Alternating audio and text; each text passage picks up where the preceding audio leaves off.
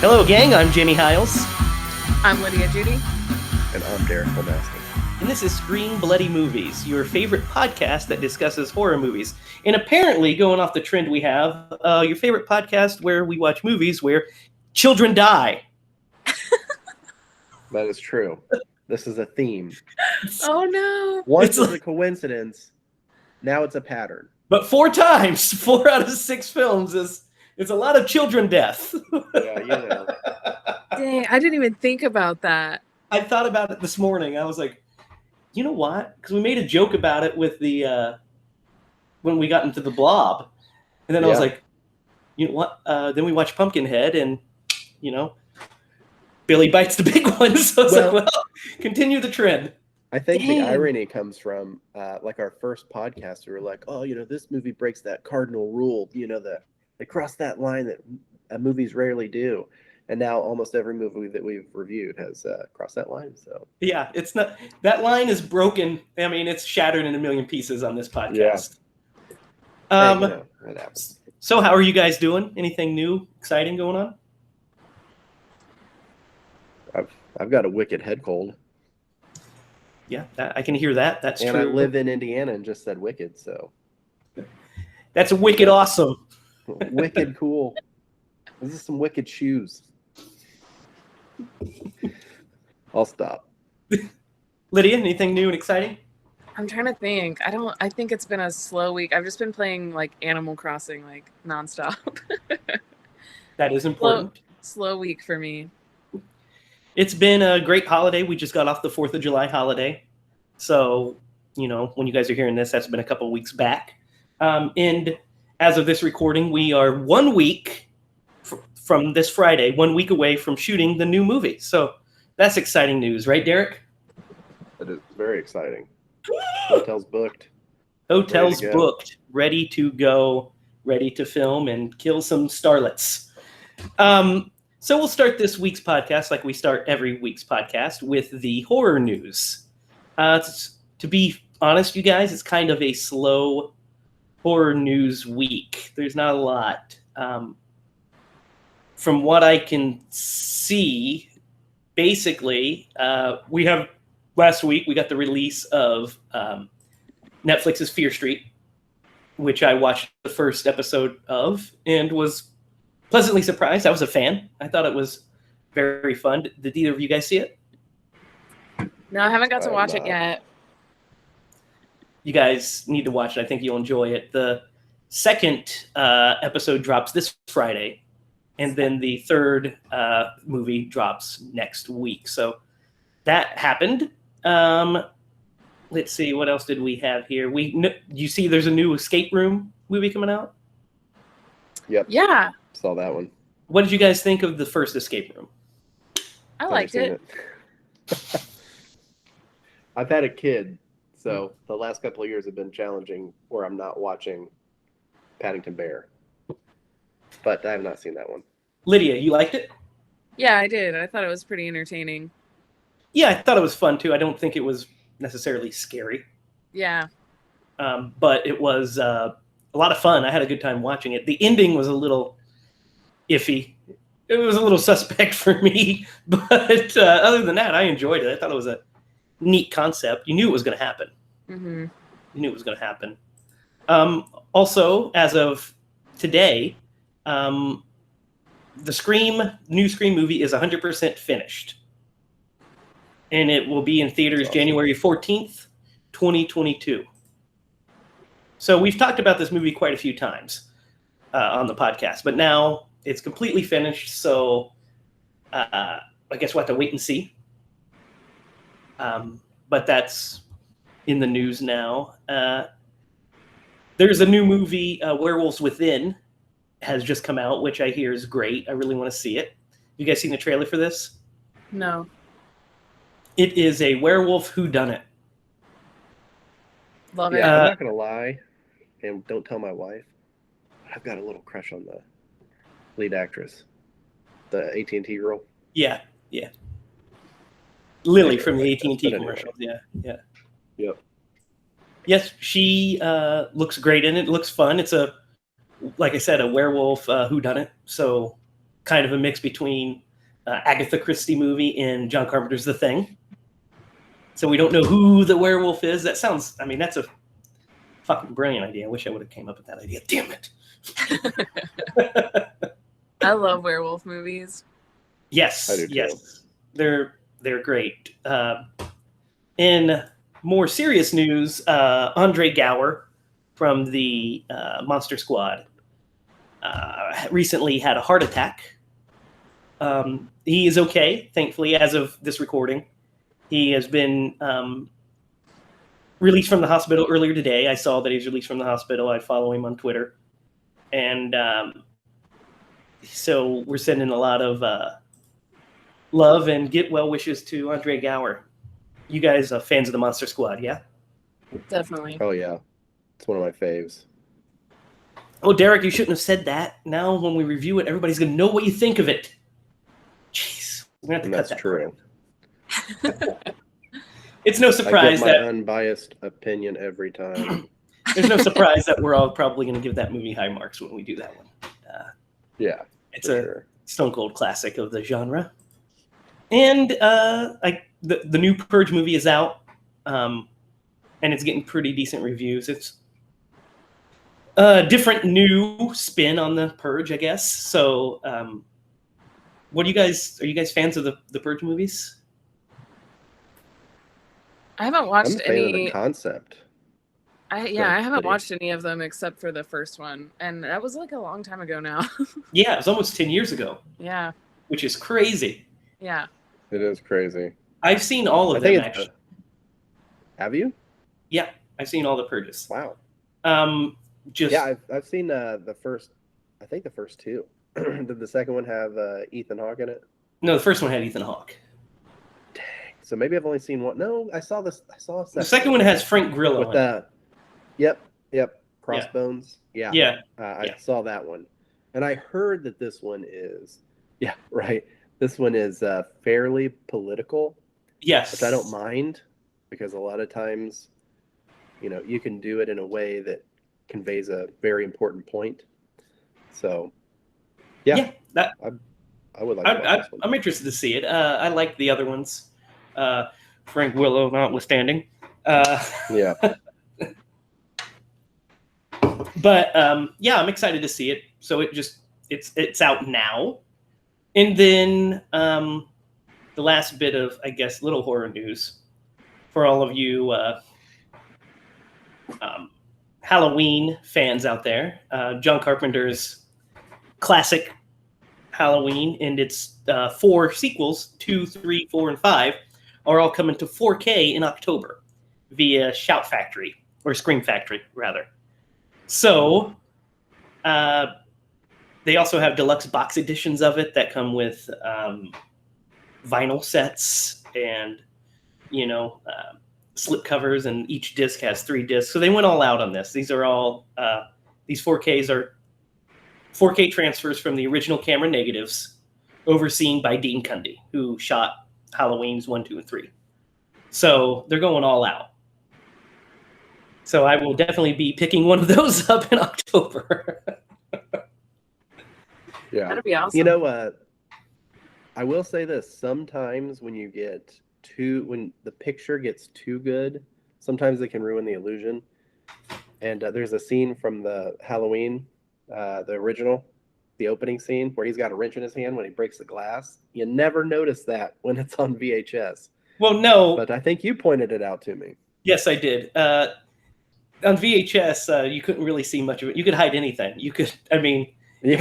If you've ever watched Flash Gordon on DVD and HD, you see all of the tricks on full display, because it's not one that aged well. But it's good to see it in as clear quality as possible. And there's still going to be noise in the image. It's a movie shot in 1978, so we're 40 years old. Oh yeah.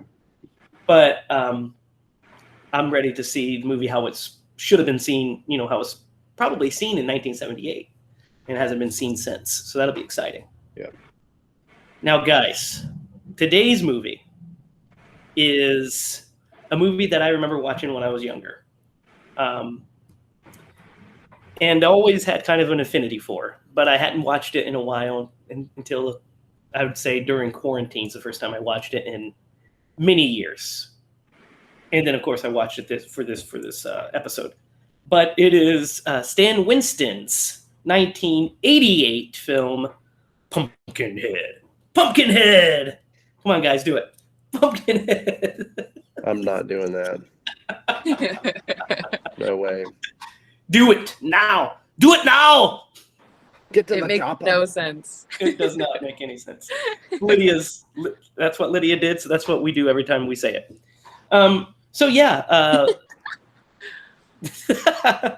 Pumpkinhead is a creature feature starring Lance Henriksen, and directed by the great master effects artist Stan Winston. This is Stan Winston's first feature film, I do believe. Yeah. Really? Yes, I think this is his first feature film as a director. I see. And he only directed one more feature after this, and then a couple of he directed a couple music videos. He directed Guns N' Roses' "You Could Be Mine." He directed Michael Jackson's "Ghosts," and he directed the T2 3D Battle Across Time ride for Universal back in the day. Oh, So, wow. Of course, he did all of the practical effects for James Cameron's Terminator movies and many, many, many more. The Predator, we keep going on. Stan Winston is an effects maestro.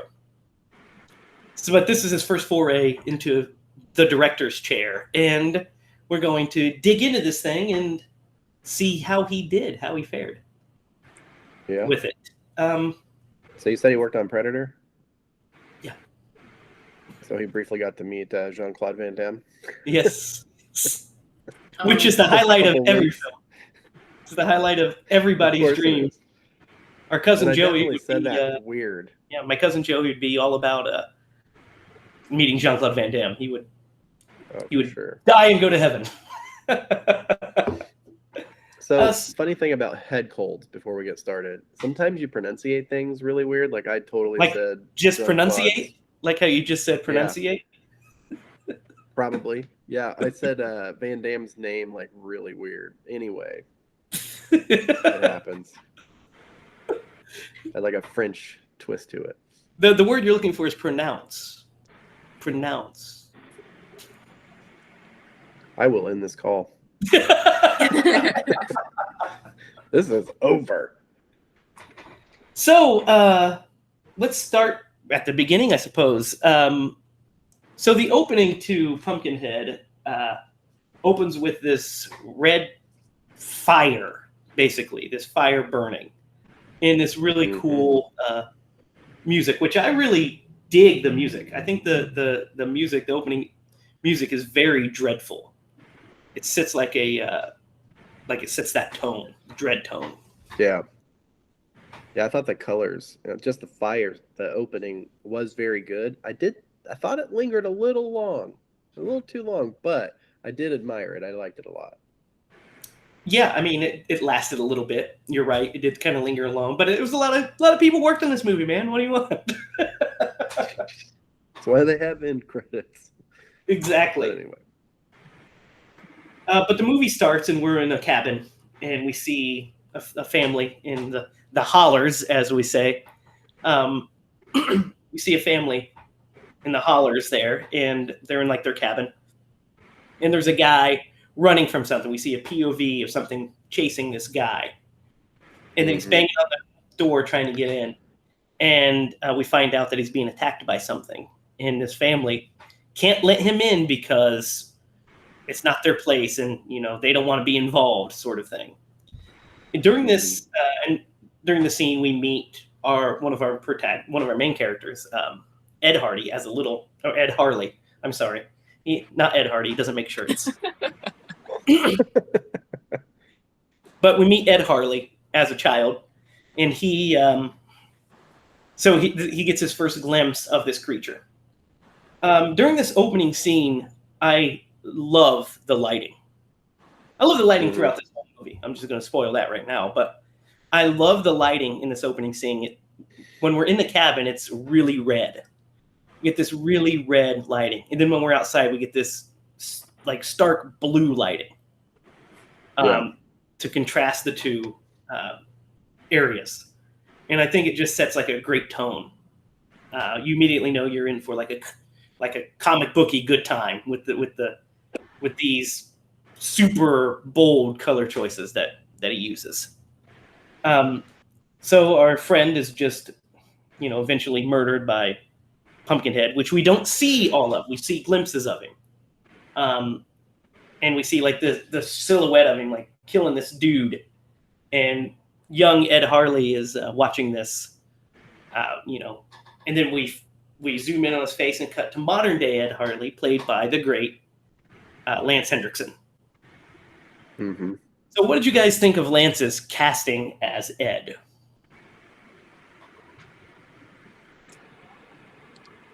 Either of you can talk at any time.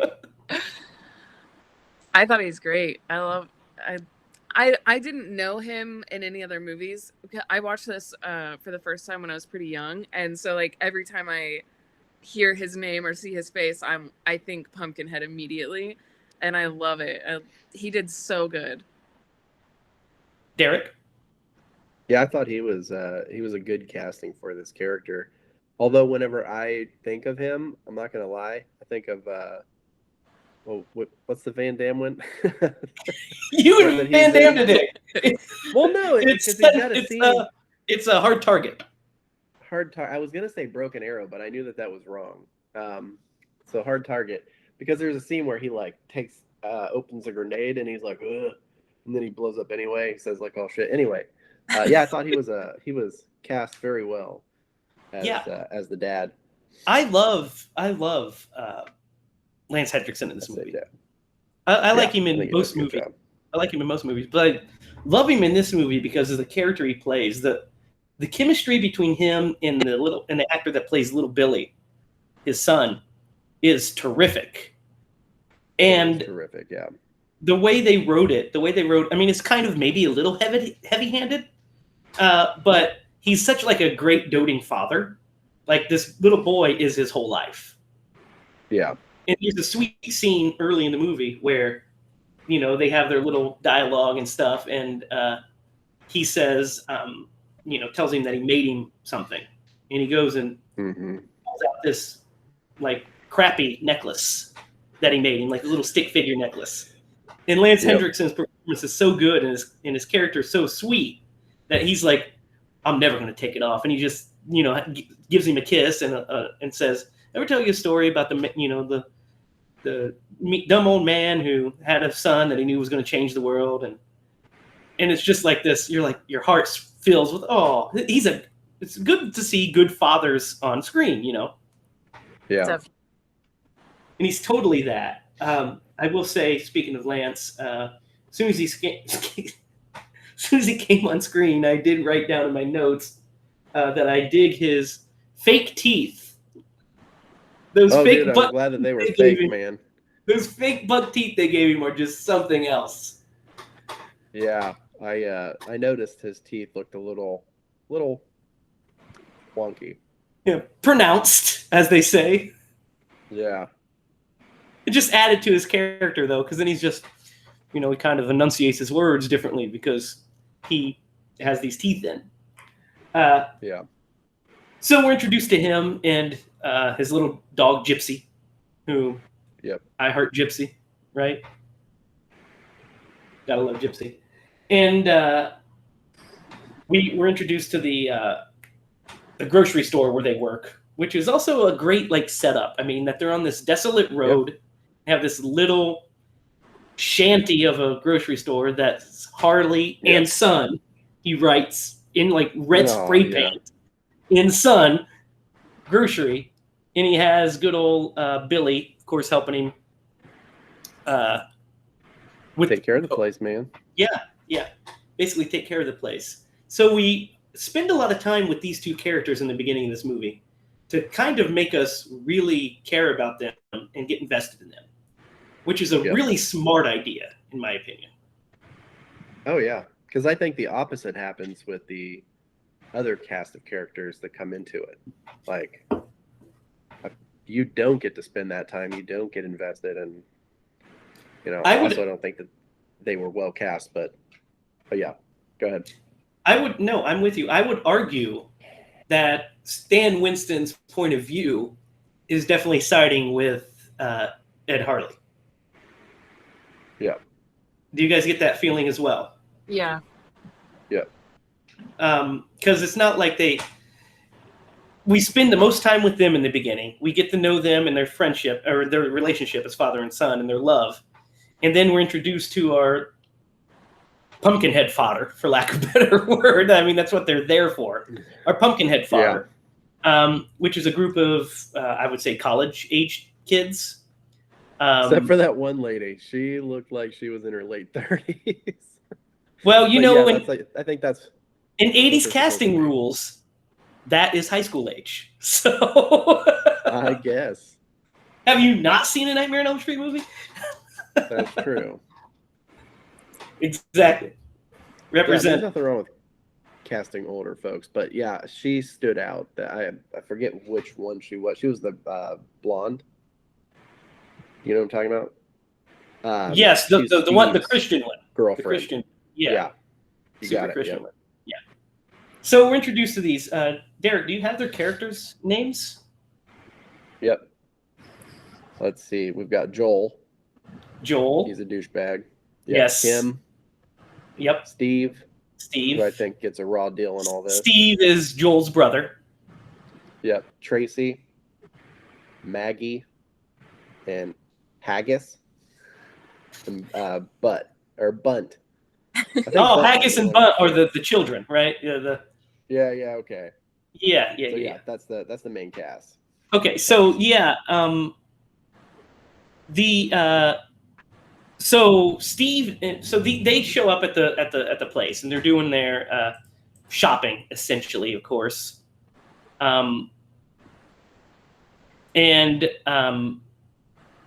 Tracy is basically our final girl. Tracy's introduced as our final girl. She's a photographer taking pictures, kind of nice. Her boyfriend character is what is his name?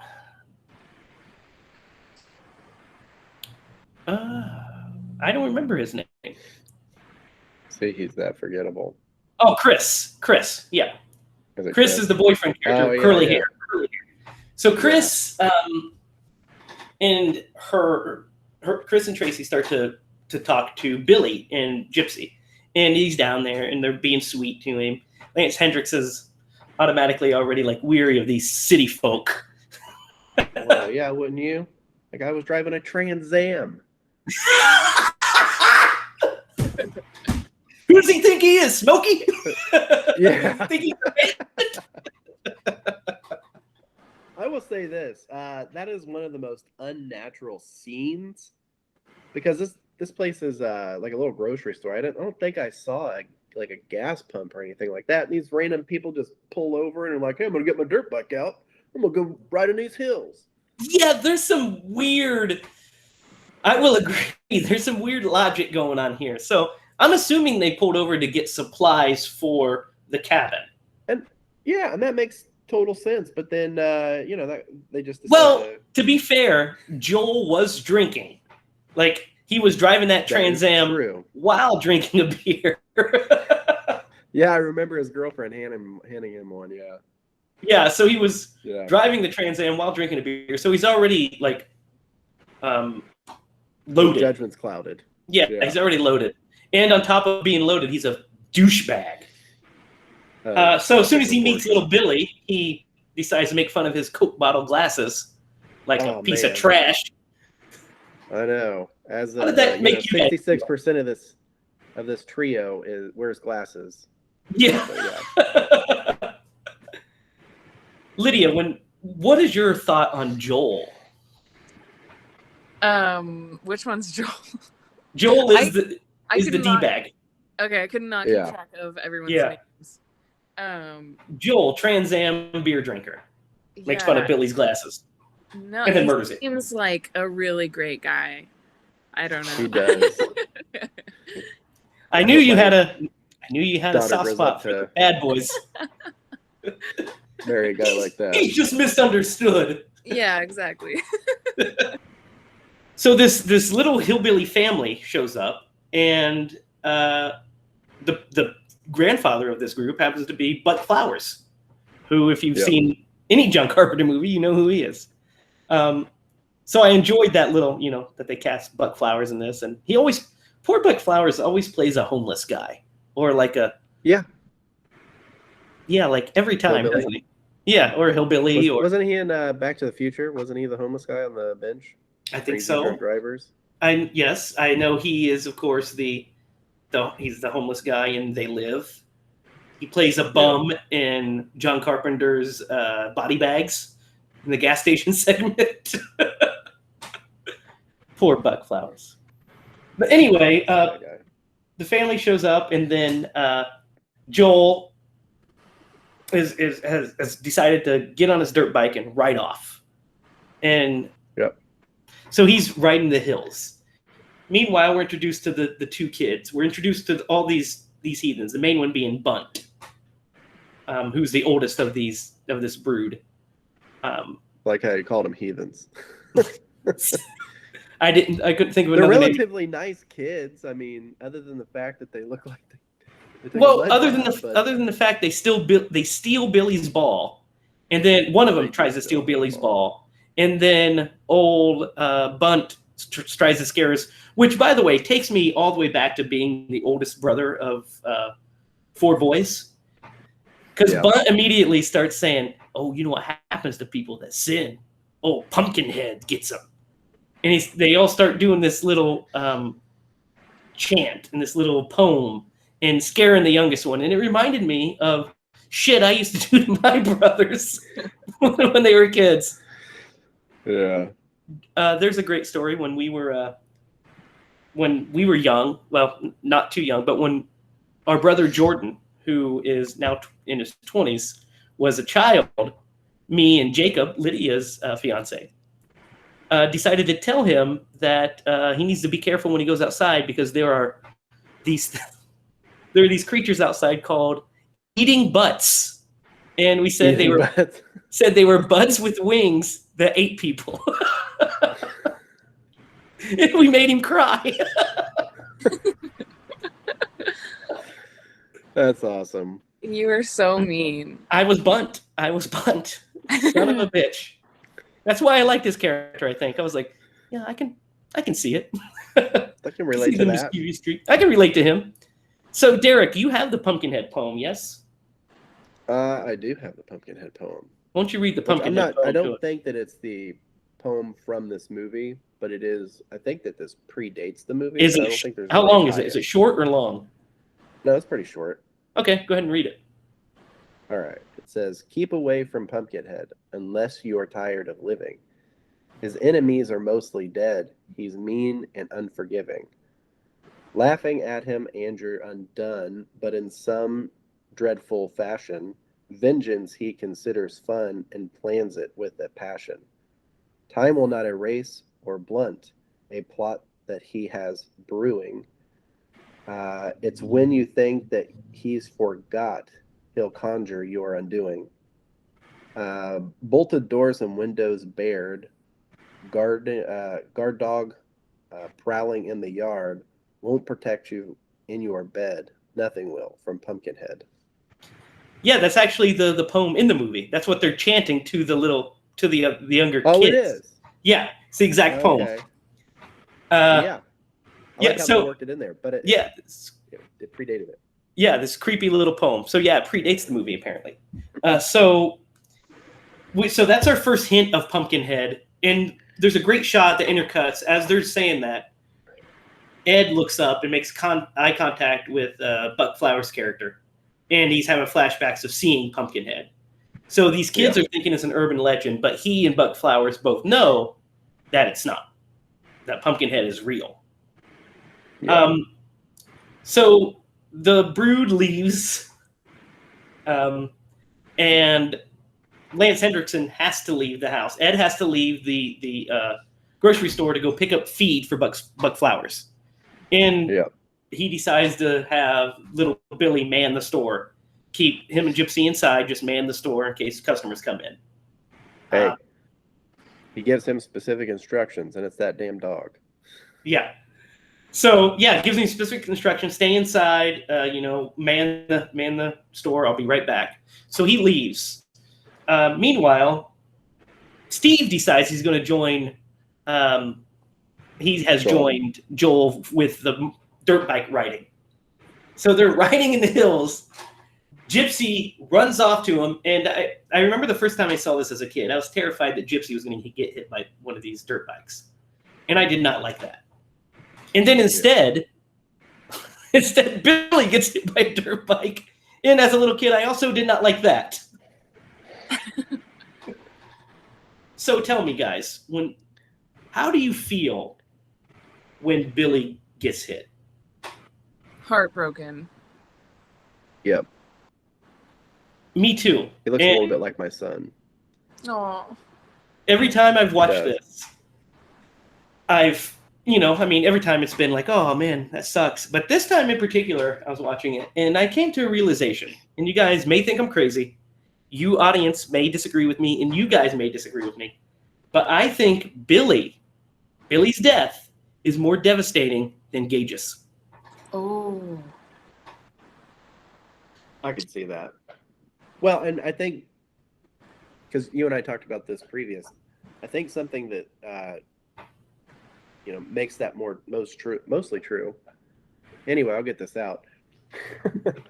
I think the thing that you connect with is the fact that he can engage beyond like just being a small toddler. He has that relationship with his dad, and he's able to reciprocate it. So I definitely know where you're coming from. Yeah, I think that's it. Plus, we just spend a little more time. I mean, we spend a lot of time with Gage, but it's quick scenes here and there spread throughout the movie before his death occurs.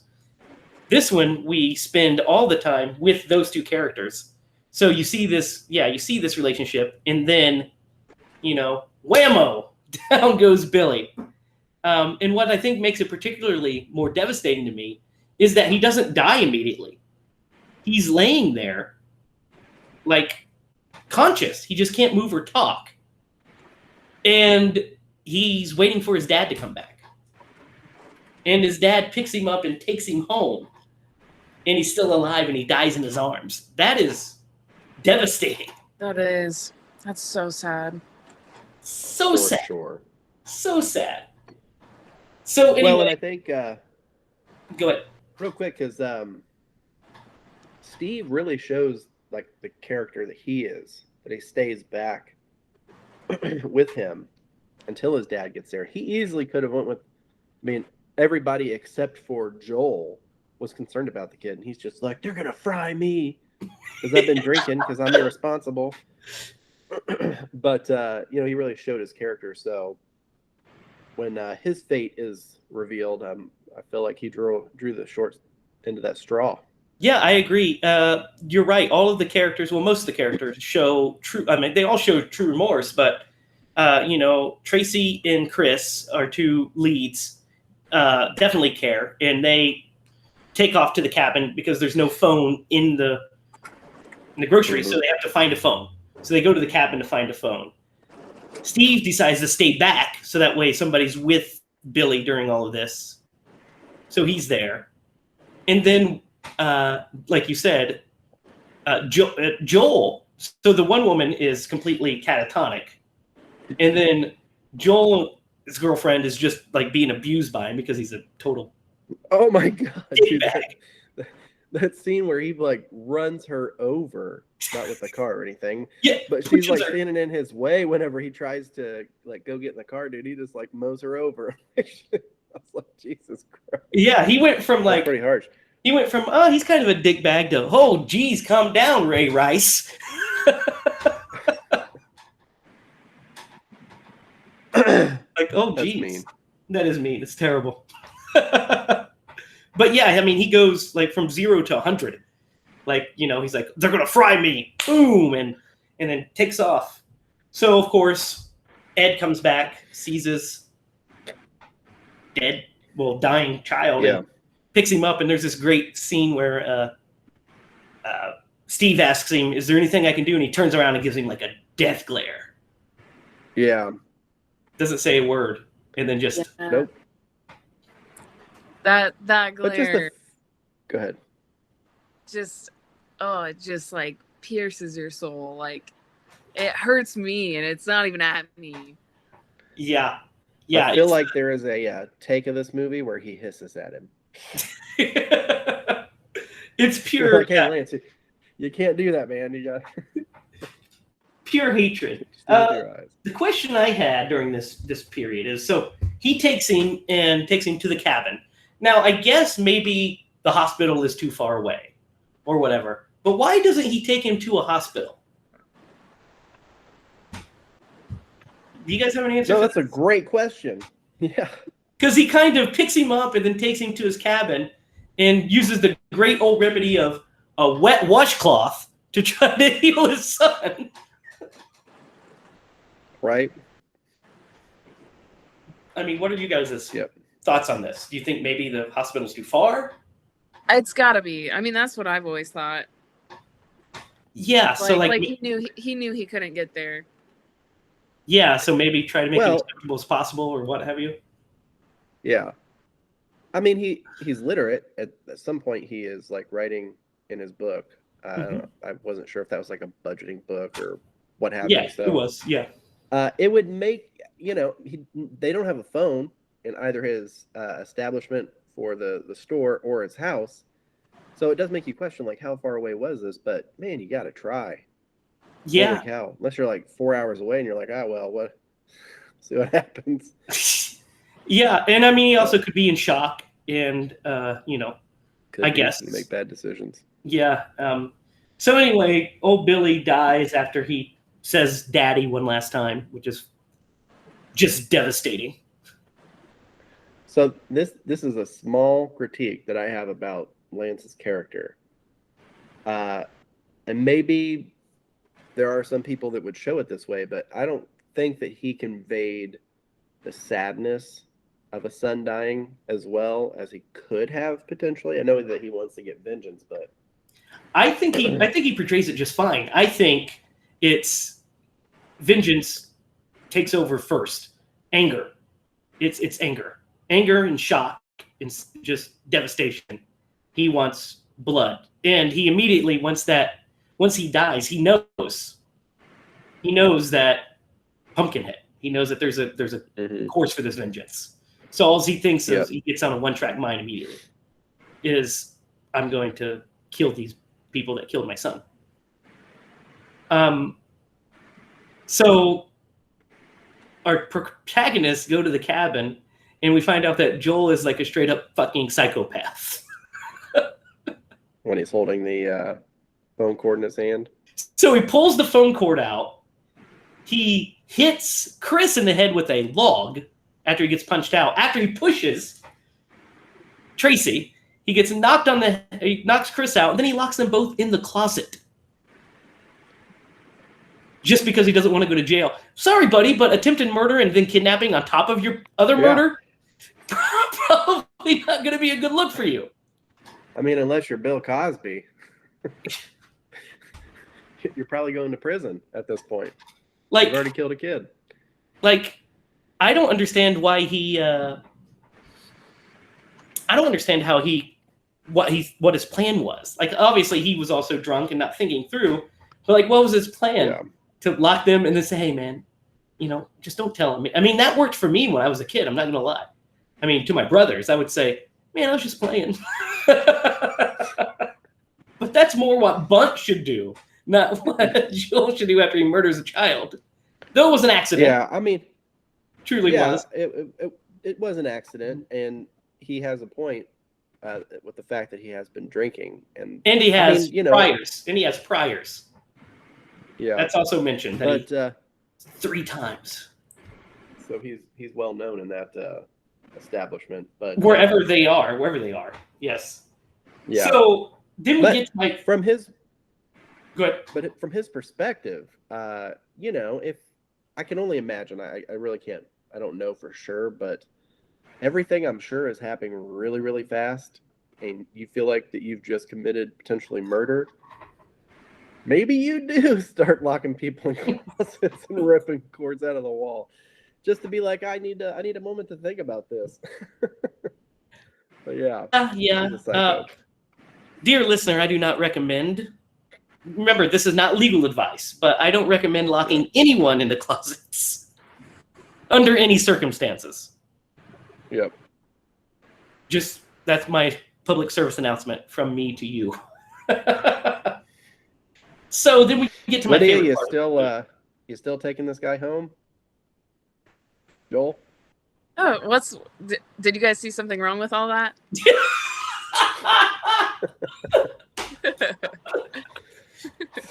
We call that foreplay from where I'm around.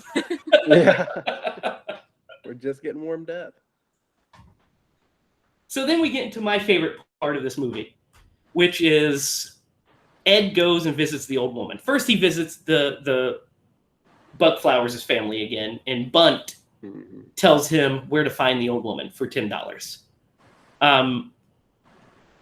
So that's important because it comes back later because Bunt knows about Pumpkinhead being released when finally that occurs. So he goes and visits the old woman, and what did you guys think of the old woman's makeup in the lighting in the old woman's room? It was awesome. Yeah. It was. I liked her scenes. Loved it. I love the way she's shot. I love the angles that are used. We don't really see her face clearly for the longest time. And it's all red again, just all red.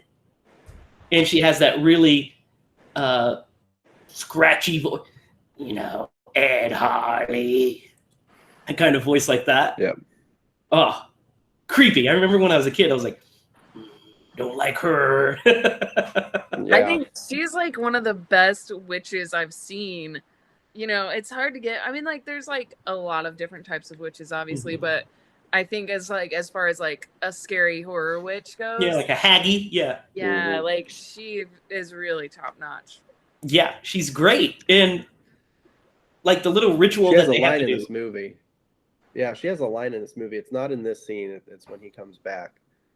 When he says, something along the lines of, you can go to hell, or he says, God damn you. God damn you. And yeah. No, exactly. she says, he why says, did I do God that? damn you, and she says, he doesn't say, did. He doesn't say God damn you. He says, or damn me, something like that. Because then he says, or God damn me is what he says. And she says, he already has, Ed Harley. He already has. Yeah. Yeah. Yeah, it's I good. liked that scene. So we get this cool resurrection of Pumpkinhead. So he goes and digs up the corpse, brings it back. Yeah. They use the blood of each of them, and then Pumpkinhead's like birth is super cool. The little tiny weird creature kind of reminds me of Sam a little bit from Trick or Treat. Has like a little Sam face. Mm-hmm. And then he grows into Pumpkinhead, and we get to see Pumpkinhead in his like true form. And what do you guys think of the design of Pumpkinhead? Dude, I thought it was fantastic. One, it was practical as opposed to a special effect. And so I think they did a great job of designing it, but also just his movements in it really brought the character to life. And by the way, it is my life's goal to find a pumpkin patch like that where he dug him up. That would be the coolest thing. That would be pretty cool. Lydia, what do you think of Pumpkinhead? He's literally like one of my favorite. I have like a poster of him over here off screen. You can't see it, but like I love Pumpkinhead. The first time I saw him, I was like, that's my creature that I want to like see. Like, I love him so much. His movements, Derek, like you said, are like awesome. I mean, I don't know. I can't even put it into words how much I love Pumpkinhead.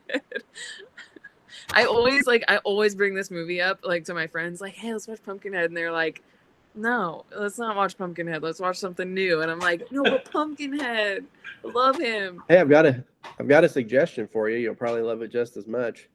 It's called Rawhead Rex. You should watch that. No, we'll get to Rawhead Rex another time, and you should not watch that, except for this podcast. And you should watch it so you know what we're talking about when we do that one. I'll let you know when that is. No, I agree with both of you guys. I love the design of Pumpkinhead. What I like about it is his movements are stiff due to practicality. They have to be. Yeah. But what Stan Winston did, which I like, is they made that an asset as opposed to a hindrance. So it looks like he's just moving deliberately, right? Yeah. And it feels like he's so big and strong that everything takes a lot of power and there's a lot of weight to him.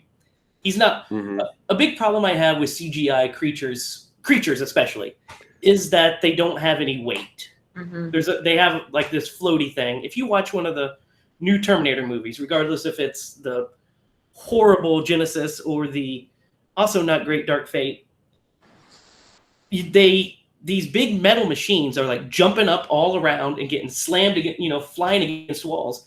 They're like thousands of pounds, right? There's no weight to it. Pumpkinhead, you can feel the weight when he stomps. You feel the power of those stomps. And when he moves, you feel the power of those limbs. And I love the design of his hand. Yes. Yeah. It's a great effect. It's a great effect, his hand. I'll tell you, there's a scene in this movie that really got me. I thought it was fantastic. It was the closet scene. Yes. The closet scene is great.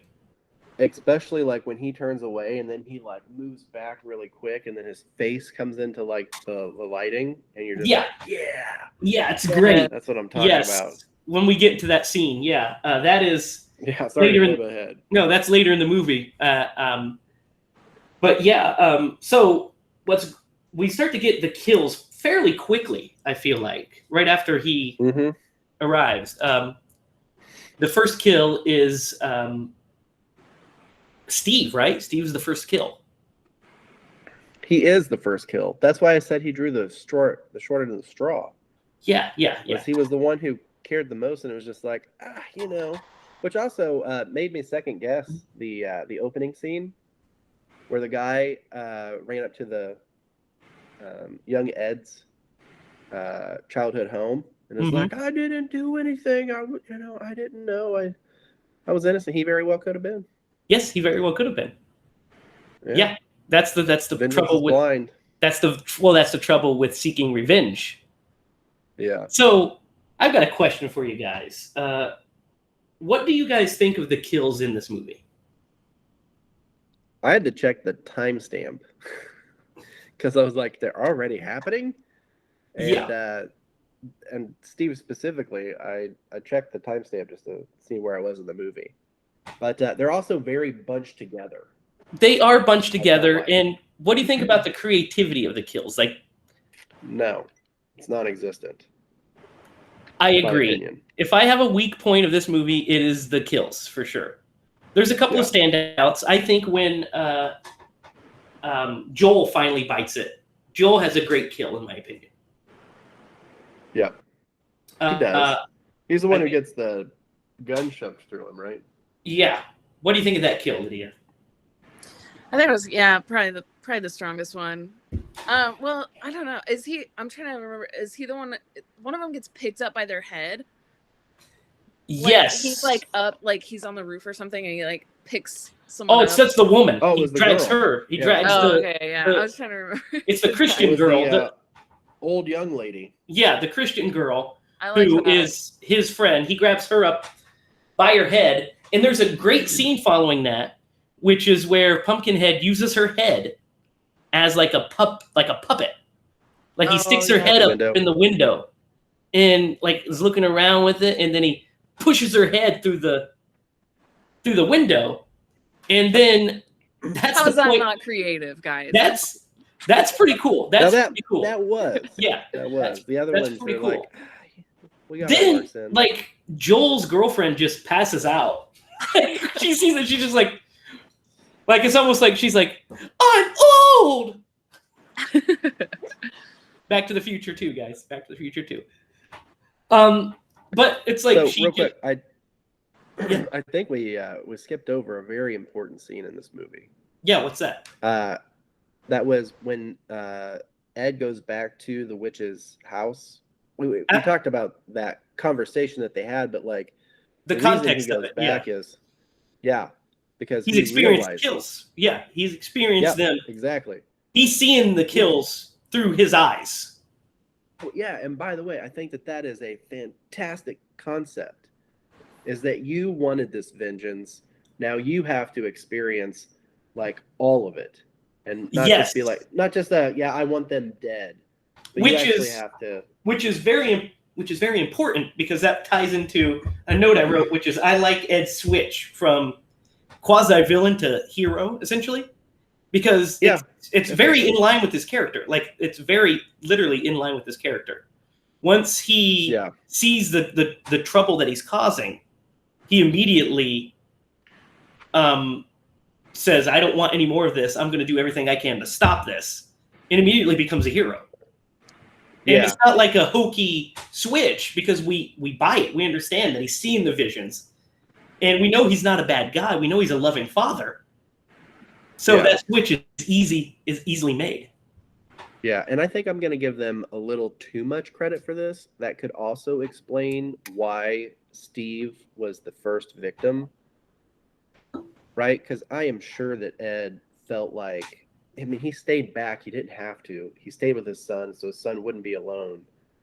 You know, like I said, I'm probably reading too much into it, but like after that first killing, he's like, whoa, whoa, whoa. Not that guy. This is not really what I signed up for. Yeah. Yeah. There's a great scene when he pulls up Steve's. So he takes Joel's girlfriend and he drags her up into a tree, right? Yep. And there's a great shot of him perched on the tree branch with her, and it's one of my favorite shots in the movie. It's so creepy. They do such a great job. He's like crouched down, and he drops her on that rock, and she like breaks her back, I guess. Weak kill, but that shot is great. Love that shot. Yeah. So that basically all the kills happen, and then there's like no more kills. Like, it happens fairly quick. Then they go to this farmhouse and are attacked by this guy. Has this dog. Ooh, wait. Yeah. Was this? Yeah. So this guy. Maybe I'm jumping ahead. Yep, no. So this guy has a dog with him, and this dog, they're the guy's like, drop your gun or whatever, and it's right before Joel dies, and then Pumpkinhead attacks, and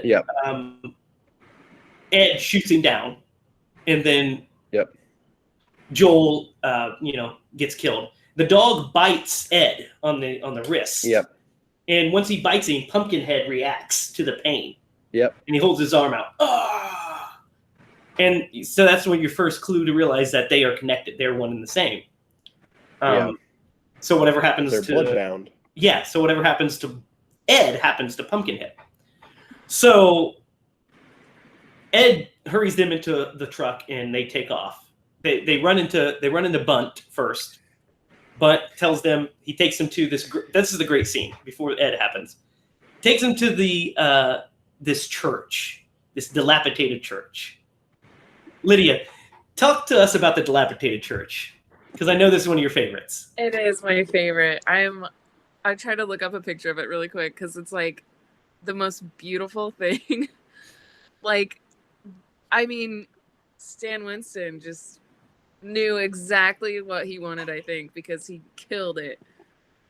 Yeah, I agree. I love the lighting of the church, the unmotivated lighting and the fog, and they're like thinking that they're going to be safe because it's hollowed ground, even though it's not. It's a dilapidated place. And when Pumpkinhead enters and they take off, he walks up, stomping, and he grabs that cross. And he starts bashing it. He snarls at it a couple times, and he starts bashing it. He wants nothing to do with this cross. Wonderful scene. Yeah, I agree with you, Lydia. I think it's the most beautiful scene in the movie. I think it's the most well lit and well shot scene of the movie. Yeah, it gets me pumped up. Like, I'm like rooting for him. Like, half the movie, I'm like, yes, get these guys. I love him. You like that scene, Derek? I do like that scene. I really did enjoy that he would take the time to break the cross, and not that it hurts him in any way. It's just like a disgusted Yeah. thing he has with it, because obviously it didn't burn him or hurt him was a in any way. repulsive thing. Yeah. Yeah. And I love the facial animations they put on him. Like he's a very animated creature, and you could tell what he's thinking at any time. And I love that, like, they gave him like a look of disgust when he saw the cross. He snarls his lip. Love the detail on his tail. Yeah. I only really saw it once, and that was towards the end of the movie. But like, it looked like what you would think the devil would have. Yeah. As a tail, because it's got that little like triangle at the end, that little pit, like the point arrowhead. Yeah. Yeah. Yeah, he's got some alien in him. I think there's some alien DNA in him as far as his body is concerned. And he's got a kind of elongated head. But he definitely stands out as his own creature. Did he do Aliens? I think he... And by him, I meant, the director. Did he do the makeup or the effects? Well, I know that the alien creature itself was Geiger inspired. Okay. But he did the special effects for Alien. And Aliens. That makes sense. Yeah. He did Aliens is what he did. He didn't do the first one. He did Aliens. And, of course, Predator, like we talked about. And Monster Squad. Just to name a few. He's done a lot. Yeah, just to name a few. And T2. And The Relic. And Congo. Oh, less said about Congo, the better, probably. Well, And he did all the live-action dinosaurs in Jurassic Park. Yes. But, so... like, just gonna throw that in. And he did all the dinosaurs. Just throw it in there. I mean, one of probably the greatest practical effects creature ever. Jurassic Park, the T-Rex and the Velociraptors are just some of the very best practical effects ever created for film. I want to shout out the Stan Winston Instagram. Do you guys follow them? I don't. Oh my God. They for all of June, I think they were doing like Jurassic June, and they were posting these videos of them doing the special effects for some of the dinosaurs, and they were so cool. I did see that. Lifted up by the T-Rex and shaking around, and like the little compies attacking the guy, like the tests they were doing. Yeah, I did see that. Cool. I did see that. Amblin shared it because I follow Amblin. And Amblin shared it, and I was like, "Oh, this is so cool! Yeah, awesome." Anyway, back to Pumpkinhead. We'll discuss Jurassic Park another time. By the way, spoiler alert: we're all going to give Jurassic Park 10 pumpkins. Definitely. So that's going to be the shortest episode possible. No, so we get to Ed takes him back to his house essentially. Yep. And he goes full Ash. Starts building like a flamethrower, right? So he's in the garage building a flamethrower. Pumpkinhead shows up. Bunt ends up hiding from him in the closet. In that closet, right? Yeah, and this is the scene that you were talking about, Derek. So he's hiding in the closet, and also Gypsy is hiding in the toy box. And Pumpkinhead is looking around in the closet, and he doesn't see him. He starts to step away. Then he just pushes in the frame and pulls the clothes apart. It just gives him the snarl. It's one of the freaking coolest. By the way, also at this point, Chris has been knocked out, and Pumpkinhead's been fucking dragging him around. Oh my God, guys. I just realized something amazing. What? So I was just looking at the Pumpkinhead, the cast list, and at the bottom it says the dog's name, right? Yeah. It's played by Mushroom. And I was like, why does that sound so familiar to me? And so I just like clicked on it. I didn't even click on it. I just like looked up the dog because I knew I would know. But it's the same dog from Gremlins. It's Billy's dog. It's what's the dog's name in Gremlins? But I knew that dog's name was Mushroom because I've seen Gremlins 1,000 times and I read it in the cast in the credits. And I was like, wait, Mushroom? I know that dog. I'm so happy I just put that together. That's hilarious. I love that they gave the dog a credit. That's great. Barney. Well, that dog is the best Barney, actor dog I've ever seen. Yeah, Barney is his name in Gremlins. Yes. Barney. Oh, Mushroom. Love it. Love it. You know, Anyway, a that's scene that I think we missed.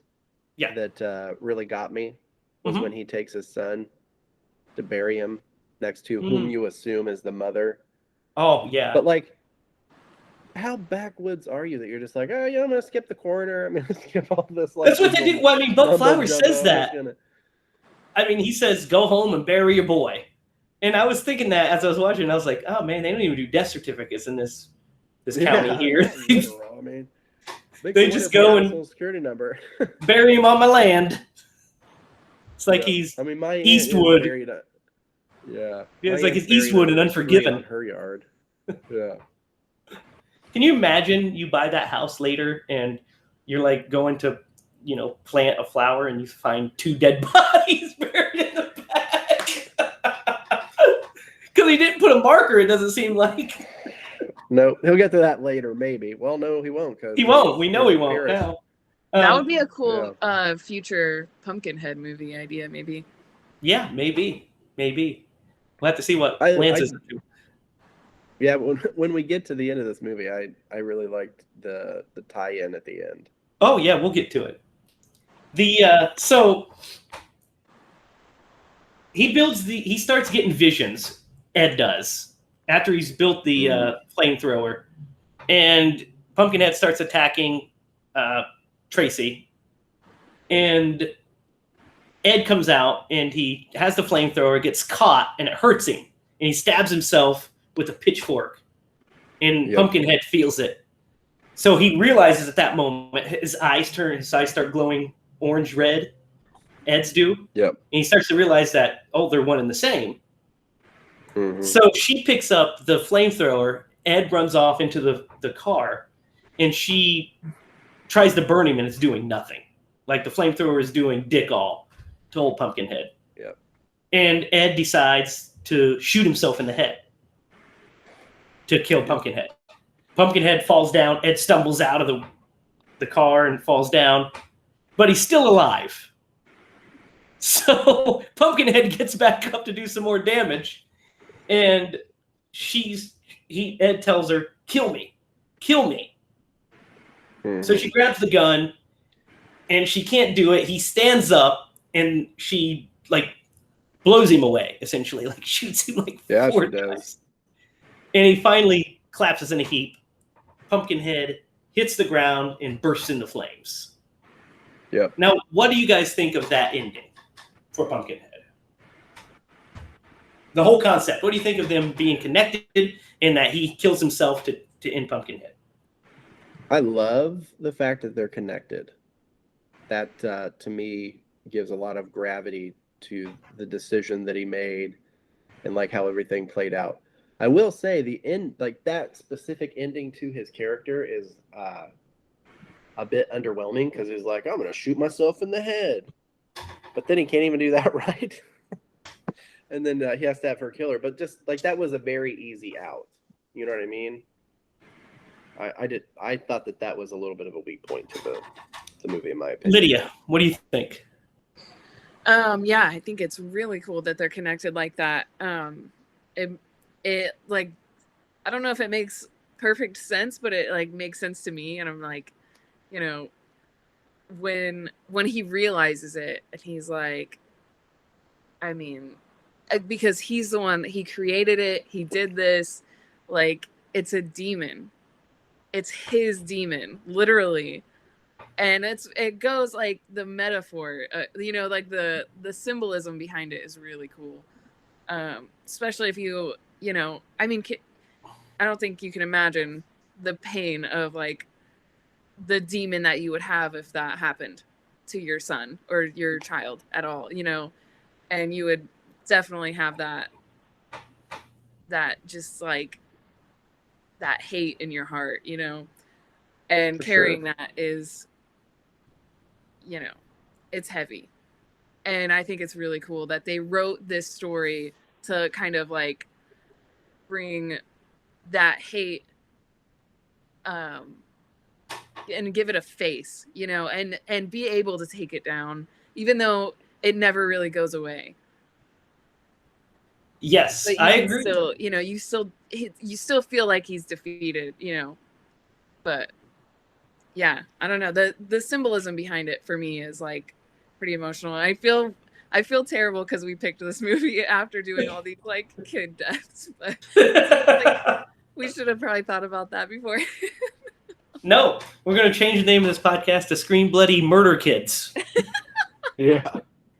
Only do movies where kids die from now on.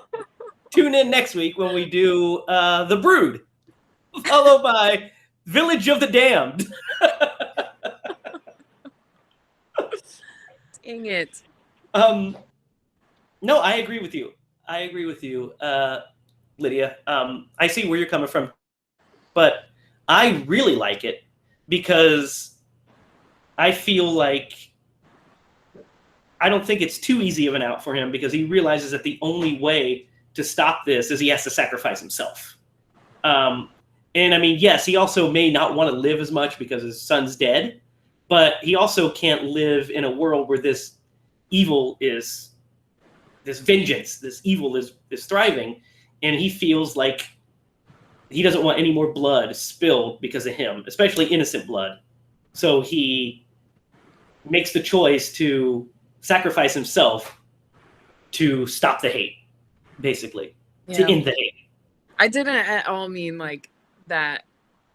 I wasn't trying to say anything about like killing himself or anything. Well, like no. I got that. Make a slight correction here. It wasn't the fact like I thought the gun was the easy out. I think it would have been really cool if like they had a little bit more of an elaborate way that he died other than just here's a gun shooting him. I see what you mean. You think that, so you like the idea, you just don't like the execution. Oh yeah, no, I thought the idea was great. So your problem is that he was just shot, and like instead of being like having like an anvil dropped on him or something. Or had to like jump onto a samurai sword or something. Well, like if I were directing this movie, I would have had a mini battle between Pumpkinhead and him. And yeah. Now, like after the second swipe, I would then have Pumpkinhead like trying to move away from him because he realizes. Yeah, that's a good idea. I agree. And as he's like trying to chop him down and like maybe they fall off of a cliff together or something else happens. But just make it a little bit more epic than, I found, I got a gun in my glove box. Or even still let him shoot himself, but have that epic battle needed to happen first, because then it's more earned. Because he could also be, like just Pumpkinhead's evading him and not letting him do anything. Yeah, or like, didn't Joel have a rifle? He could have saved his death till they came back there, and then like the rifle is behind Pumpkinhead, so he tries to go get it and. Well, I have that battle, and he eventually gets it. I'm glad that they didn't do that because I didn't want Joel to live any longer. He annoyed me greatly. I felt he stayed too long anyway. Well, in the scene where he walks over and he kicks Pumpkinhead, I'm like, man, you smug bastard. Yeah. And then he shoots him, and he says, like, he shoots him, and then says, dead now. He's dead. And then he gets fucking killed, and I'm like, good. You're the one I wanted to die to begin with, Joel. Yeah, it would have. They should have decapitated him with like a bike. That'd have been cool. Or like, like at him. Shove the dirt bike up his ass or something. Yeah.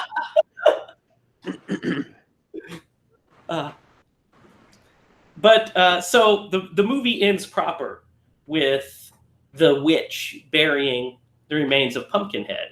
Except Yep. Go ahead.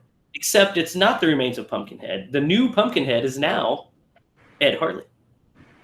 because he has circle, man. the necklace. So it consumes its host until they become Pumpkinhead. Yep. That's why I loved that ending as well.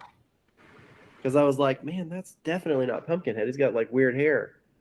And then the Hey, don't talk about Lance necklace, Hendricks's hair like that. I meant on like that doll thing that they had, but I thought that was a brilliant way to tie that in, because it's kind of like the circle of life, right? You breed this hate, it consumes you, and you become it. Yeah. I thought that was a very fitting end. And you get that old lady out there; she's got to have some cardio. Well, she's supernatural. She's got to be 850 years old at this point, I think. I mean, she looks like she's 850. Lydia, what did you think of the Pumpkinhead being Ed Harley?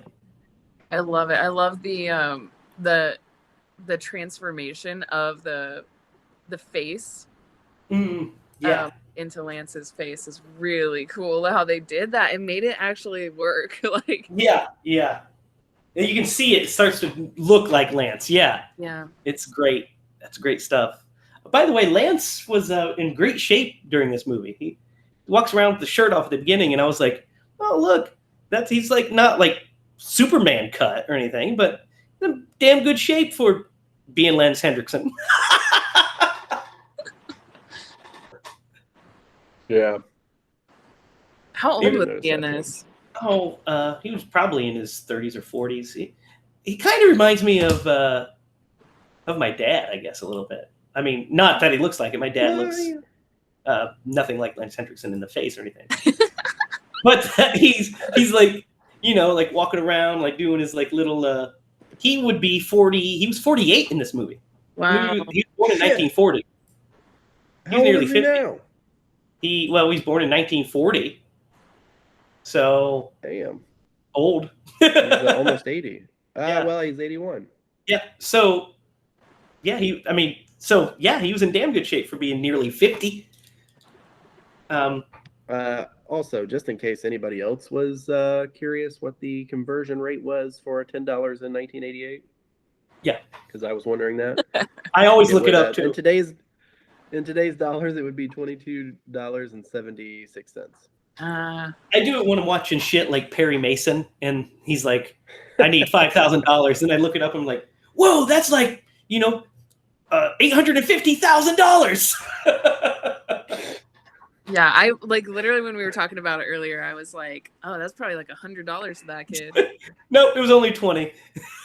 But to them, probably it's as good as $100. I mean, he could probably buy like a month's worth of feed. Yeah. Yeah, no kidding, man. So, first, let's give our rankings for this movie. Let's rate this movie. Then we'll Atkinized this movie. So, first, we'll start with you, Derek. How many pumpkins would you give Pumpkinhead? I'm gonna throw a fraction in there. You son of a bitch. Because I got to, but it's at least the normal one. I'm gonna give it 5 and a half. 5 and a half? 5 and a half. Yeah. Derek. Really? 5.5. Yeah, and I'll tell you why. It was the surrounding characters to the main characters. I really thought that those kids were real weak as far as character development. Well, for comparison, Derek, before you stick with this grade, I want to remind you that you gave the remake of Pet Sematary 4 pumpkins. Yeah, this is more. Yeah, but this is more. Yeah, I mean, for me, I feel like I thought that those were bad casting characters, and I thought that the story could have used a little bit more. I think you gave The Fog a higher rating than this. Let's see. I've got my. Let's see. The Blob I gave an 8. Nope, I gave The Fog the exact same. You think this? 5. You think the remake of The Fog is as good as this movie? Yep. I'm gonna stick with that. You are not. I can see the devastation on your face. There's no. You can raise it a pumpkin. and go with All right, you know what? 6.5. I'm gonna go 5.75. Oh my God! Just give it 6. 5.75. Just give it 6. I'm not gonna do it. The highest I'll go is 5.8. Okay, thanks, Rick. Can't do 6. 5.5. That's where I'm staying. 5.8. Can't believe you think the remake of The Fog is as good as this movie. You know, I can't either, but that is what I have settled on, and I am sticking with it. No, I do think that it really took away, and also, you know, I was a little maybe preoccupied when I was rewatching this movie, but I do think that the cast of characters really just did not do this movie a good service, and you know, that's where I'm standing. Lydia, what do you got? I'm gonna give it an 8. 8 pumpkins out of 10 pumpkins. I have always just loved this movie. I do agree that the cast of the teenagers could have been a lot stronger. And maybe their deaths would have, like, I don't know. Some of them did okay, but yeah, I think the cast probably could have been better. But the effects kind of hold up the movie. Like the effects and Lance alone. Yeah, I think it's an 8 for me. Well, Derek, the reason I was saying you should make it 6 is because that's what I'm going to give it. 6 pumpkins. So I'm like barely below you. Just give it 6. So I gave it 6. 5.8. I gave it 6 pumpkins for the simple. Well, if we're rounding up, you also gave it 6. We round up on this show. So I gave it 6 pumpkins because I was really close to giving it 7. Because I just like the concept so much. I love the directing. I think it's well directed. I think it's wonderfully shot. I think the shots are great. I think Lance Hendrickson is great in it. I love Pumpkinhead, the character. I love his design. And I love Billy, and I love all of that stuff. I love it. I love the story. But like you guys, I don't care at all about the teenagers that come through, which would be fine if it was a Friday the 13th movie. Mhm. Because you don't care about most of them, but you also have Jason. So it kind of... And the reason that this movie lacks those is because the kills are just no bueno. Yep. Like, I would agree that is the that's what drags it down for me. big downfall. The characters, if the characters were the same characters, but it had like really great kills, this would be like a 7 or 8. But with the characters, plus the lack of creative kills, I give it a 6 out of 10 as well. But I do, if you're asking me to rate Pumpkinhead himself, 10 out of 10 pumpkins for Pumpkinhead. How about you, Derek? I would agree with that, or at minimum a 9. I thought that his like as a creature, he was phenomenally done. Yeah, I love everything about him. Love Pumpkinhead himself. And for Lance, I'd give him a solid 8 out of 10 pumpkins as well. If I was just rating Lance Hendrickson.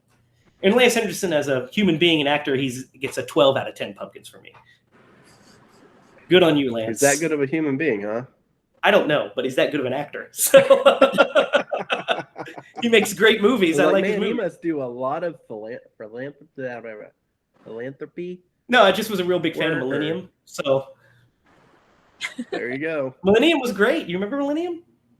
You guys remember? I remember Millennium? AVP. Yeah, well, the less said about AVP, the better. Some rough stuff. I like AVP. He was an Alien, right? He was an Alien. He's Bishop, man. Yeah. Aliens. Yeah. Yeah. Bishop. God, what other movies? I mean, he's been in so many movies. Wes Craven Scream 3. A Hard Target, of course. Yeah, Hard Target. He plays the director. He's the director in Scream 3, remember? Yeah. He's, of course, in Aliens 3 and, about 1.5 million movies. In all the other movies that he plays in, like, his presence, he comes across as like a hard human being. Yeah, he's great. This So is his most vulnerable role. Well, 100%, especially the at the beginning of the movie with his son. Mm-hmm. Like that was a different side to him as an actor. The characters that he normally portrays, I really liked that beginning and the relationship that they had in this movie. So you guys, I have not seen the new. There are 2 new Pumpkinhead movies. I don't know if you knew this. From 2006. Called Pumpkinhead Ashes to Ashes and Pumpkinhead Blood Feud. Lance Hendrickson's See, I think in both this one as Ed Harley. What? No way. Yeah. What? Just looked it up on IMDb. What the heck? Now, I don't know how. I think this movie would be prime for a reboot. Maybe. Yeah. Under one condition. They keep Pumpkinhead the same? Yeah, you have to go back to a practical effect. You Yes. cannot do a I would go CGI. I would go a step further and say that they can't change Pumpkinhead's look because he looks phenomenal. Oh, you can maybe 100%, update him a little yeah. bit, but keep that design. Yeah, I would keep that same design. And So- yeah, I mean, with the animatronics, I'm sure that they could give him a little bit more fluid in motion. Yes, they To can. him? Yeah. I mean, it's 30 But, years on. I They would- can definitely do that. Yeah. Yeah, I think this would be a good. it's prime for it. I mean, we'll eventually have to do the sequels at some point further down the line. Pitch a movie. Yeah, we'll pitch a reboot. Pumpkinhead movie. Yeah, we'll do it. Ooh, Lydia, that would you be can- awesome. You can do the you can work on Pumpkinhead. You can work on Pumpkinhead himself. We'll put you on the team. Don't even talk to me. Just get that movie made right now. If you guys, if any of the listeners are interested in the effects, they have some amazing videos of like behind the scenes of them working on the creature, and they're so fun. Like, it's super inspiring to watch those guys in the 80s like working and having so much fun making Pumpkinhead. Like, it makes you want to be there so The bad. special effects and makeup artists of the '80s are the kings. Yeah. They're the best. Yeah. They're the shoulders who everybody else stands up on currently. Well, I was about to say, Those to were the build a giants. house, you got to build a foundation. Yeah. Your Tom Savini's and your Greg Nicoteros and your Tony Gardners. Yeah. I know nothing Yeah. about construction, but I at least know that. That's true. That's good. So now it's time for our favorite part of the show. We're going to look at Pumpkinhead, and we're going to Atkinize Pumpkinhead. So Oh, are we? we are. Which character do you Let's do think it. would have benefited? First of all, let's just start this way. Would this movie have benefited with Tom Atkins in it? The answer is obvious. Yeah. Of course, it would have benefited. I think Tom Atkins. you got to make him grandpa. You think he would? You think he should play Grandpa? If you're going to keep Lance. then So are you keeping Lance? Lance. That's not off the table. Anything goes. Derek, if you're handed Tom Atkins to play anybody in this movie, who would he play? I'd have him play the witch. Get out of here. I'd have him No, play I would. Joel. I mean, I like Lance. Joel. If it were 10 years earlier, 100%. Dude, he should play. Yeah. He would He actually. needs to be old. He would definitely, actually, probably be a cool Joel because he would be an old Joel, but he'd be drinking his beer while riding the dirt bike And all the girls would Yeah. be like all around him. all over him. Yeah. So who would you have him play, Derek? Yeah, I would. I'd probably have him play the grandpa. I can't remember his name right now, but I like Lance Hendrickson. I wouldn't change him. Yeah. So he's really the only other character that he could play Mm-hmm. with the age they would be in this at this time. So you say Joel, Lydia. Yeah. I think that's inspired casting. I actually would watch that movie on repeat every day. Right? Like every night when I came home from work, I'd be like, well, it's time to pop in Pumpkinhead starring Tom Atkins as Joel. My choice is going to be surprising. I think he should play Pumpkinhead. Oh. Just constantly drinking some Downey's. No, I say that would be hilarious. Though. I say that I would Mr. probably Wallace. agree. If I could cast it, I would also put him as Joel, just because it'd be hilarious. But if you expanded the part of he could play the guy with the dog. He could play that part as well. Except instead of having a dog with him, he has a cavalcade of women. You see, so when they walk up on him, he's has like he has a 6-pack in his hand and a bunch of girls, and he's like, "Hey, you, drop your gun." He doesn't even have a gun. He just points at him and says, "Drop your gun, buddy." And he drops it because it's Tom Atkins with the 6-pack of beer and a cavalcade of women. And then the rest of the movie can play off just fine. Also, a unique casting choice would be if he played Bunt. I was about to say he could play Billy. So he drinks the 6-pack and stumbles upon the motorcycles. Yeah. No, I think Lydia, you win this round. I think that would be the. What do you think, Derek? You think she wins? Yeah, I do. I think you're right on. Or maybe age up the cast. Yeah. To fit his. Maybe it's. Yeah, I think if you would have done that, that probably would have worked really well. And then he definitely could have played. And he doesn't even have to be driving. Lydia. Doesn't even have to be driving a dirt bike, because he could just be whipping around that Trans Am, right? Yeah. Just doing donuts in the Trans Am and drinking his beer, and he clips Billy. And then he's like, oh, shit.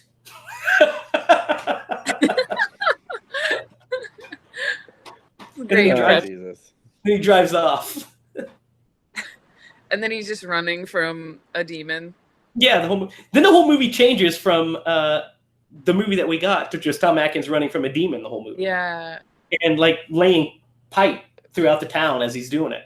Yeah. Laying pipe. He just goes from block to block. It's like the fog where like the windows are exploding and stuff, but it does not slow him down like one bit. No. He just keeps on banging throughout the town. Then the end of the movie has a big showdown with Pumpkinhead, and he bangs Pumpkinhead. The movie ends. Oh my god! You did not just say you that. just turned this into X-rated. Well, Pumpkinhead is intimidated by his mustache, so he's like, "Oh, I can't deal with this." But no, I agree, Lydia. Pumpkinhead, starring Lance Hendrickson and Tom Atkins as Joel, is the winner of tonight's Atkinized. I agree. So, guys, any last thoughts on Pumpkinhead before we close out? It's worth a watch, especially if you grew up in the 80s. I would say it's even like 6 out of 10 pumpkins good, and not 5 stupid 8. Well, you would be wrong, sir. Lydia. I remember seeing something about the original like VHS cover. I love the original VHS cover. It had Pumpkinhead on it, right? Like standing in the church, I think. It was like purple, right? And you could see that the person that was playing Pumpkinhead had tennis shoes on. On the cover. Yeah. Oh, I don't remember this. Let me look this up. You can find it. I do remember this, yeah. No. I watched the video on Pumpkinhead not too long ago. I'm looking this up right now, you guys.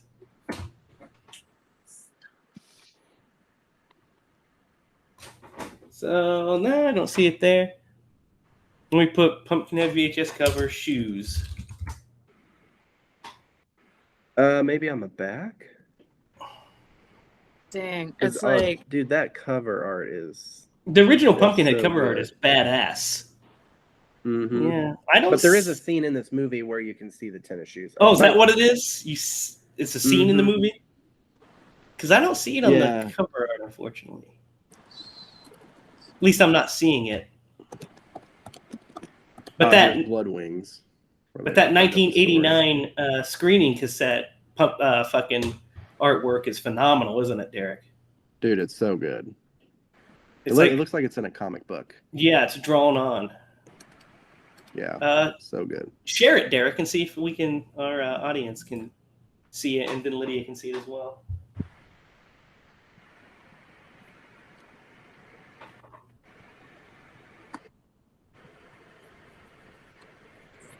Look at that. That's beautiful, isn't it? It is beautiful. Uh-oh. What the fuck was that? Well, what the heck? I mean, these are Yeah. great VHS covers, but Those were good. yeah, I was definitely a fan. That is gorgeous. Yes. Yeah. Yeah, dang. Well, I swear it's a thing. There's Oh, a wait. scene. Oh, it's on the back It's of not the. What's this? A Pumpkinhead 2, right here, Derek. It's on the back of the Yeah, case. I checked. You can't see it on there? Yeah, there's a scene in the movie where you can see the tennis shoes. Oh. Pumpkinhead. No. NNIS. Huh. But I do, yeah, there is a scene in the movie where you can see it. Dang. And also might help if I. Yeah, that's why I was laughing. Scene. There you go. Then go I to did that. the same thing. I was just looking at Halloween shoes. God, look how great that just Pumpkinhead himself looks. Right? Mm-hmm. He looks so good. Like, So that's a great creature design. Look how tall he is. Like, he was Yeah. up on. That's stilts and Blood wire. Wings. That's part 2. Still looks good. I don't hate Blood Wings. Yeah, I But don't yeah, love there it. definitely is a. Oh, there it is. Oh. That's great. Look how great he looks. I swear there's a cover. Mhm. They probably like did everything to get that cover like erased from history. Well, maybe Derek would think it was part of the Mandela effect. Oh, probably Hey. is. We can spend some time on the Mandela effect if you want to. I think we're good. So, Look, okay, I found it's on the back of the case. share your screen. Share your screen. I don't know how to do that. There's a button down there. See it? That Yeah, it looks says like present a now. triangle with a Up arrow. arrow. Yep. Entire screen. Yep. Wow. There you go. Okay, so can you see this? Yep. And that's part 2, right? It went away. Where'd it go? I'm trying to like zoom in. So, dang it. Click on it and see if you can. I mean, it's going to take us to something, but Yeah, now it's all blurry. Yeah, see, I saw that one, but He it has looked tennis like, shoes on right here. Can you see like the top of his tennis Yeah, shoes? I The looked at that one and shadows- it looked like feet. oh, those do look like tennis shoes a little bit. Those Yeah. are tennis shoes. Here, let me share my screen again. I've got it pulled up here. Oops. Sorry. I think it's thundering outside. Oh no, I've been having some lightning go off, or some fireworks going off Okay. still. Thank you for advising. Okay. Yes, that exactly. I don't know what it's like. So... There it was. Somebody was talking about it on Reddit right there. Go back, Derek. Where you just were. Oh, here it is. Yeah. I mean, the shadows kind of cover it pretty well, so you probably. Oh, but wouldn't I think even you're see right. it. Yeah. See, that looks like a weird foot to me. It kind of does. I think because of the shadow right there makes it look like kind of like a Here, let's see if I can. dinosaur. Yeah, go here. foot. Read There we this go. right here. Zoom out. Yep, real right fast. down there. That's a tennis shoe. That's a tennis shoe. Yeah. Go back, Derek, to just the Reddit right there. Go to that Reddit tab. Click on the and then See, zoom it out. looks like a webbed foot down here. Zoom out, and see what it says here. Oh, it's on. Pumpkinhead Okay, 2. we're gonna You can do. see See, the monster is wearing tennis shoes. This can also This can be also seen be towards, seen towards the end of the movie. where he's where wearing he is Nike. wearing Nikes. Here you go. Yeah, see, I still don't see. Maybe, right? I see it. Yeah, I see it. That's Because totally a tennis shoe. Yep. Yeah, it's That's because totally of a the tennis tail shoe. is- The looked shadow like of a the weird tail's covering foot. it. Yep. Yep. Now Yep, we got that's through that totally a unsolved tennis shoe. mystery. Look, Well, that's one that look at this. Aaron did not get to. Featuring cameos from horror's hottest cult faves, Kane Hodder as Hockey Mask in Friday the 13th. Nice. Leanna Quigley's in it. Also stars Roger Clinton. He's not from anything. They just liked him enough to put him Yeah. up. Also starring Roger Clinton, if you really are interested. So, gang, that is Pumpkinhead. Yeah. Lydia, yeah. There you go. Everybody say something. Blah, blah. So that's Pumpkinhead. Thanks for tuning in. Be sure to check us out on Apple Podcasts, on Spotify, on wherever other podcasts are available, and look us up on YouTube at Hyla Productions. Find us on Instagram at Scream Bloody Movies. Find us on Facebook at Hyla Productions and Scream Bloody Movies. For the show, I'm Jamie Hiles. For Lydia, Judy, and Derek Lemaster, remember, if you're going to scream bloody movies. Good night, guys.